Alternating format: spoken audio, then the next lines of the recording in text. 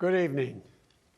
Ella Baker, a giant of the civil rights movement, left us with this wisdom: give people light, and they will find the way. Give people light. Those are words for our time. The current president has cloaked American darkness for much too long. Too much anger, too much fear, too much division. Here and now, I give you my word. If you entrust me with the presidency, I will draw on the best of us, not the worst. I will be an ally of the light, not the darkness. It's time for us, for we the people, to come together. And make no mistake, united we can and will overcome this season of darkness in America. We'll choose hope over fear, facts over fiction, fairness over privilege. I'm a proud Democrat, and I'll be proud to carry the banner of our party into the general election. So it's with great honor and humility I accept this nomination for President of the United States of America. But while I'll be a Democratic candidate, I will be an American president.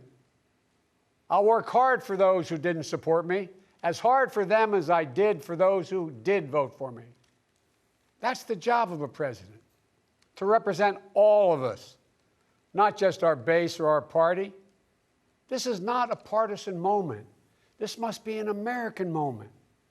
It's a moment that calls for hope and light and love, hope for our future, light to see our way forward, and love for one another. America isn't just a collection of clashing interests of red states or blue states. We're so much bigger than that.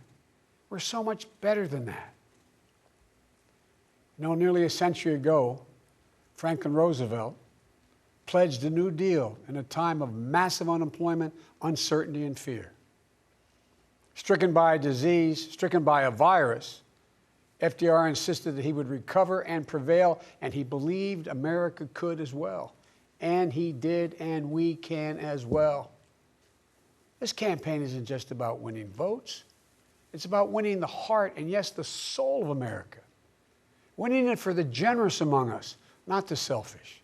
Winning it for workers who keep this country going, not just the privileged few at the top. Winning it for those communities who have known the injustice of a knee on the neck. For all the young people who have known only America being rising inequity and shrinking opportunity, they deserve the experience of America's promise. They deserve to experience it in full. You know, no generation ever knows what history will ask of it. All we can ever know is whether we're ready when that moment arrives. And now history has delivered us to one of the most difficult moments America's ever faced. Four historic crises, all at the same time. A perfect storm. The worst pandemic in over 100 years. The worst economic crisis since the Great Depression. The most compelling call for racial justice since the 60s. And the undeniable realities and just the accelerating threats of climate change. So the question for us is simple. Are we ready? I believe we are. We must be. You know, all elections are important. But we know in our bones this one is more consequential. As many have said, America is at an inflection point. A time of real peril, but also of extraordinary possibilities. We can choose a path of becoming angrier, less hopeful, more divided, a path of shadow and suspicion, or we can choose a different path and together take this chance to heal, to reform, to unite, a path of hope and light. This is a life-changing election. This will determine what America is going to look like for a long, long time. Character is on the ballot. Compassion is on the ballot. Decency, science, democracy, they're all on the ballot. Who we are as a nation, what we stand for, and most importantly, who we want to be, that's all on the ballot. And the choice could not be more clear. No rhetoric is needed. Just judge this president on the facts. 5 million Americans infected by COVID-19. More than 170,000 Americans have died. By far the worst performance of any nation on earth. More than 50 million people have filed for unemployment this year. More than 10 million people are going to lose their health insurance this year. Nearly 1 in 6 small businesses have closed this year. And this president, if he's reelected, you know what will happen. Cases and deaths will remain far too high. More mom and pop businesses will close their doors, and this time for good. Working families will struggle to get by. And yet the wealthiest 1% will get tens of billions of dollars in new tax breaks. And the assault on the Affordable Care Act will continue until it's destroyed, taking insurance away from more than 20 million people, including more than 15 million people on Medicaid, and getting rid of the protections that President Obama worked so hard to get passed for people who have 100 million more people who have pre-existing conditions. And speaking of President Obama, a man I was honored to serve alongside for 8 years as vice president, let me take this moment to say something we don't say nearly enough. Thank you, Mr. President. You were a great president, a president our children could and did look up to. No one's going to say that about the current occupant of the White House. What we know about this president is if he's given 4 more years, he'll be what he's been for the last 4 years. A president who takes no responsibility, refuses to lead, blames others, cozies up to dictators, and fans the flames of hate and division. He'll wake up every day believing the job is all about him, never about you. Is that the American you want for you, your family, your children? I see a different America, one that's generous and strong, selfless and humble. It's an America we can rebuild together. As president, the first step I will take will be to get control of the virus that has ruined so many lives. Because I understand something this president hasn't from the beginning. We will never get our economy back on track. We will never get our kids safely back in schools. We'll never have our lives back until we deal with this virus. The tragedy of where we are today is it didn't have to be this bad. Just look around. It's not this bad in Canada or Europe or Japan or almost anywhere else in the world. And the president keeps telling us the virus is going to disappear. He keeps waiting for a miracle. Well, I have news for him. No miracle is coming. We lead the world in confirmed cases. We lead the world in deaths. Our economy is in tatters with Black, Latino, Asian American, Native American communities bearing the brunt of it. And after all this time, the president still does not have a plan. Well, I do. If I'm your president, on day one, we'll implement the national strategy I've been laying out since March. We'll develop and deploy rapid tests with results available immediately. We'll make the medical supplies and protective equipment that our country needs. And we'll make them here in America, so we will never again be at the mercy of China or other foreign countries in order to protect our own people. We'll make sure our schools have the resources they need to be open, safe, and effective. We'll put politics aside. We'll take the muzzle off our experts so the public gets the information they need and deserve. Honest, unvarnished truth. They can handle it. We'll have a national mandate to wear masks, not as a burden, but as a patriotic duty to protect one another. In short, we'll do what we should have done from the very beginning. Our current president has failed in his most basic duty to the nation. He's failed to protect us. He's failed to protect America. And my fellow Americans, that is unforgivable. As president, I'll make you a promise. I'll protect America. I will defend us from every attack, seen and unseen, always, without exception, every time. Look, I understand. I understand how hard it is to have any hope right now. On this summer night, let me take a moment to speak to those of you who have lost the most. I have some idea how it feels to lose someone you love. I know that deep black hole that opens up in the middle of your chest and you feel like you're being sucked into it. I know how mean and cruel and unfair life can be sometimes. But I've learned two things. First, your loved one may have left this earth, but they'll never leave your heart. They'll always be with you. You'll always hear them. And second, I found the best way through pain and loss and grief is to find purpose. As God's children, each of us have a purpose in our lives.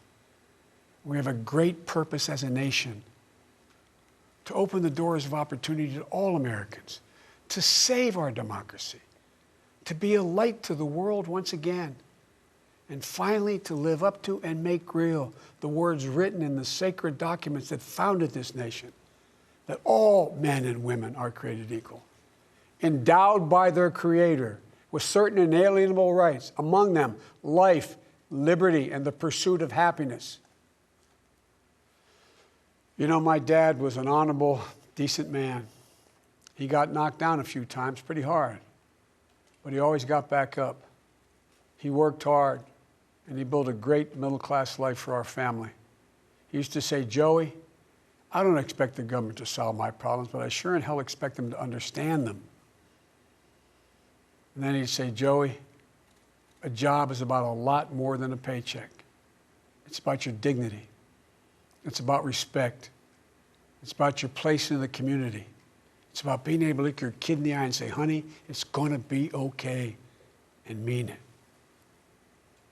I've never forgotten those lessons. That's why my economic plan is all about jobs, dignity, respect, and community. Together we can and will rebuild our economy. And when we do, we'll not only build back, we'll build back better. With modern roads, bridges, highways, broadband, ports and airports as a new foundation for economic growth, with pipes that transport clean water to every community, with 5 million new manufacturing and technology jobs, so the future is made in America, with a healthcare system that lowers premiums, deductibles, drug prices, by building on the Affordable Care Act he's trying to rip away, with an education system that trains our people for the best jobs of the 21st century. There's not a single thing American workers can't do. And where cost doesn't prevent young people from going to college and student debt doesn't crush them when they get out. With a child care and elder care system that makes it possible for parents to go to work and for the elderly to stay in their homes with dignity. With an immigration system that powers our economy and reflects our values. And with newly empowered labor unions. They're the ones that built the middle class. With equal pay for women, with rising wages you can raise a child on, a family on. And yes, we're going to do more than praise our essential workers. We're finally going to pay them. Pay them. We can and we will deal with climate change. It's not only a crisis, it's an enormous opportunity. An opportunity for America to lead the world in clean energy and create millions of new, good-paying jobs in the process. And we can pay for these investments by ending loopholes, unnecessary loopholes, and the president's $1.3 trillion tax giveaway to the wealthiest 1% and the biggest, most profitable corporations, some of which do not pay any tax at all. Because we don't need a tax code that rewards wealth more than it rewards work. I'm not looking to punish anyone. Far from it. But it's long past time the wealthiest people and the biggest corporations in this country paid their fair share. And for our seniors, Social Security is a sacred obligation, a sacred promise made. They paid for. The current president is threatening to break that promise. He's proposing to eliminate a tax that pays for almost half the Social Security without any way of making up for that lost revenue, resulting in cuts.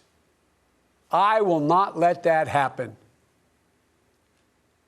If I'm your president, we're going to protect Social Security and Medicare. You have my word. One of the most powerful voices we hear in the country today is from our young people. They're speaking to the inequity and injustice that has grown up in America. Economic injustice, racial injustice, environmental injustice. I hear their voices. If you listen, you can hear them too. And whether it's the existential threat posed by climate change, the daily fear of being gunned down in school, or the inability to get started in your first job, it will be the work of the next president to restore the promise of America to everyone. And I'm not going to have to do it alone, because I'll have a great vice president at my side.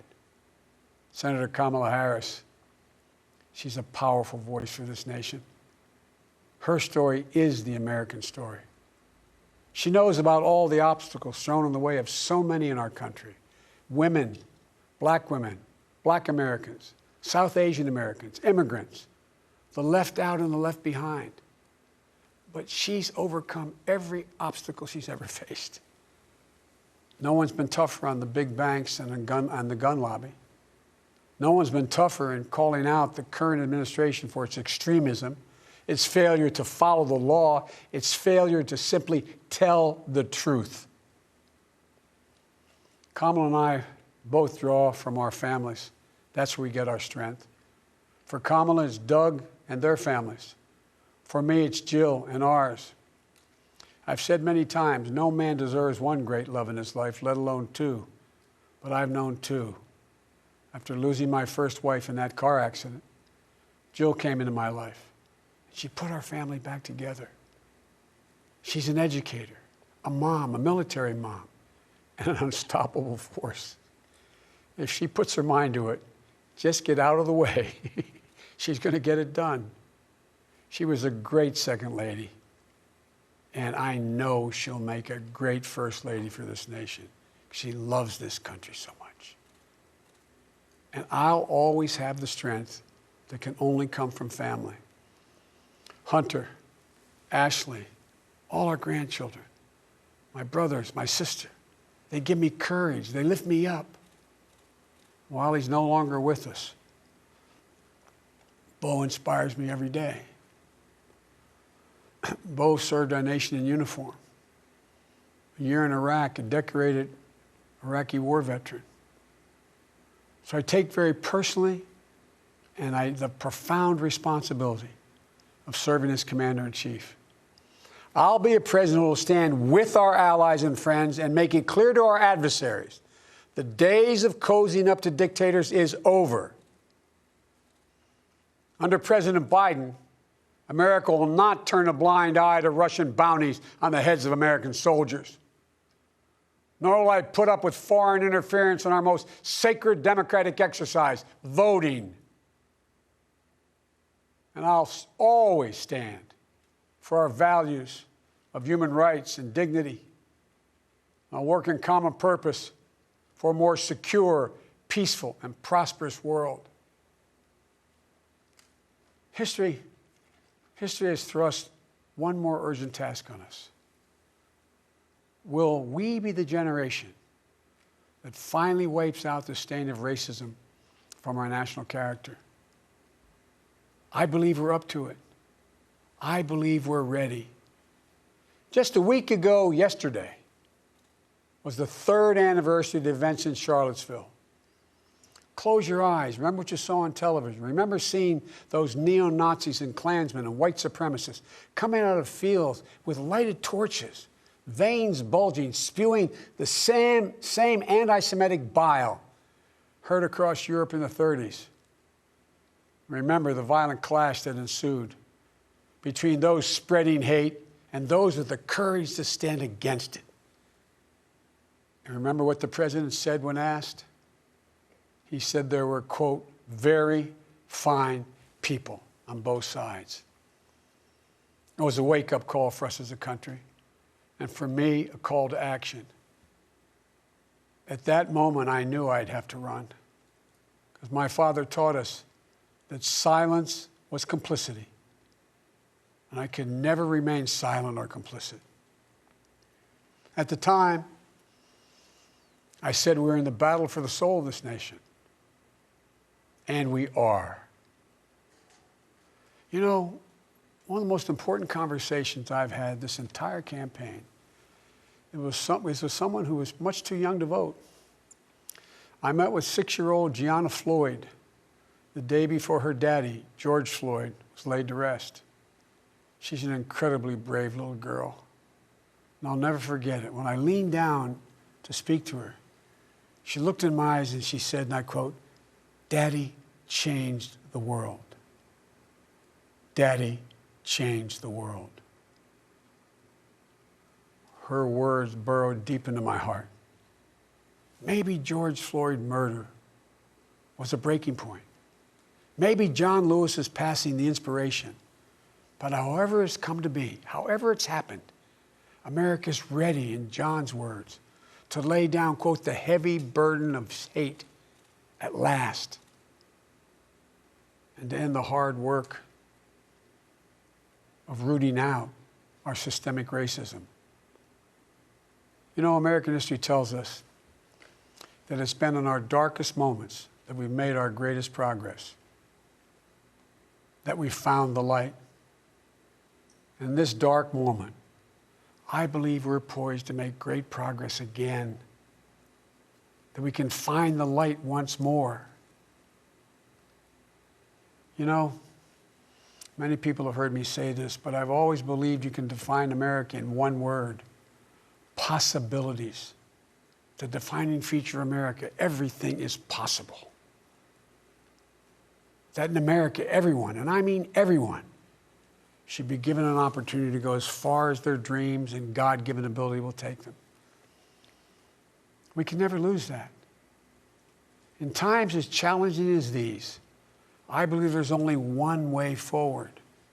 As a united America, united in our pursuit of a more perfect union, united in our dreams of a better future for us and for our children, united in our determination to make the coming years bright. Are you ready? I believe we are. This is a great nation. We're a good and decent people. For the Lord's sake, this is the United States of America. And there's never been anything we've been able to accomplish when we've done it together. The Irish poet Seamus Heaney once wrote, "History says, don't hope on this side of the grave, but then, once in a lifetime, the longed-for tidal wave of justice can rise up and hope and history rhyme." This is our moment to make hope and history rhyme. With passion and purpose, let us begin, you and I together, one nation, under God, united in our love for America, united in our love for each other. For love is more powerful than hate. Hope is more powerful than fear. And light is more powerful than dark. This is our moment. This is our mission. May history be able to say that the end of this chapter of American darkness began here tonight, as love and hope and light join in the battle for the soul of the nation. And this is a battle we will win, and we'll do it together. I promise you. Thank you, and may God bless you, and may God protect our troops. Good night.